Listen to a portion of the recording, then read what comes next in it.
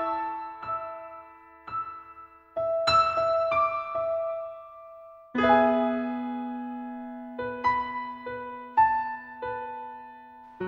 know, the story of history is simply pretty clear.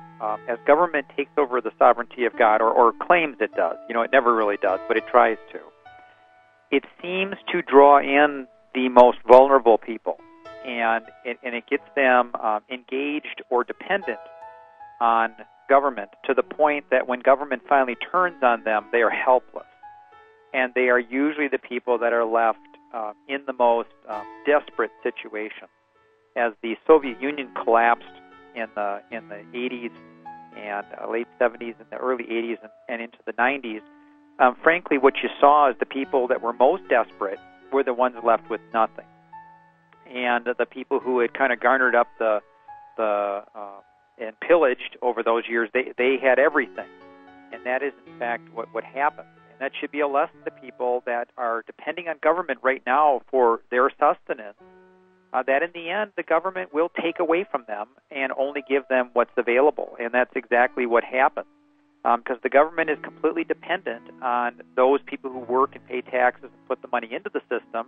That is the only source of money to make the system work. And as that goes away, the government can only dole out what it has. And as it gets to be less and a smaller and smaller pie, the people that will suffer the most will be the people that are the most dependent. And that's kind of been the story all through history, if you want to look at it that way, that as government takes over the sovereignty of God, there is no mercy, there is no grace, there is no real care for anybody, because human beings don't really mean anything to government, because government isn't a real entity. Only God is. Well, the truth of history, and this is why I love history, because it gives us so many answers. You know, even the Apostle Paul said that, why have these things been written down in Corinthians? It says, so that you may not stumble and fall as 20,000 of them did in one day. The reason why history tells us such a great story is it tells us that if you go one way toward state dependence and dependence upon the corporate man to feed you, clothe you, and take care of you, then you will end up in bondage. That's the story of history. It is proven. It's not a matter that God is judging. It is a matter of these are the principles of the universe and the way they work. When small groups of men take over, they always pollute and pervert the system for their dainties, just like King James did in the time of the Pilgrims. And he gave away the wealth of England within 1 year of becoming king to his beloved special man that he had in his court, and other people, his little dainty people around him. And the result is that the entire English empire was bankrupt within a year.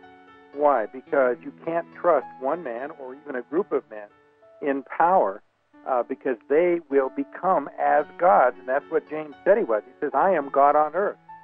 Even God calls me God. James the First of England said at the time of the Pilgrims. He said, I am the bread of communion. I am the shepherd, and they are my sheep, speaking of the people of England.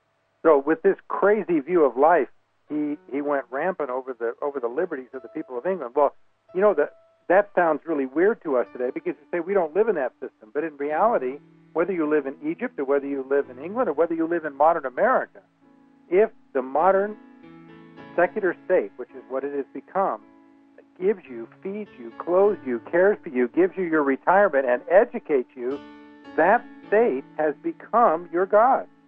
It now is your source of sustenance, and you look to the state. That's why, you know, so many millions of Americans are glued to the tube. That's why the markets are looking to what happens to the German chancellor, what happens to President Obama, how can he go on vacation, what's going on? Can't our government somehow solve this problem of our ailing economy? And our focus is a wrong focus, because there is only one sovereign. And if we'll go back and look to him, his gracious answers will provide more than we could ever ask for.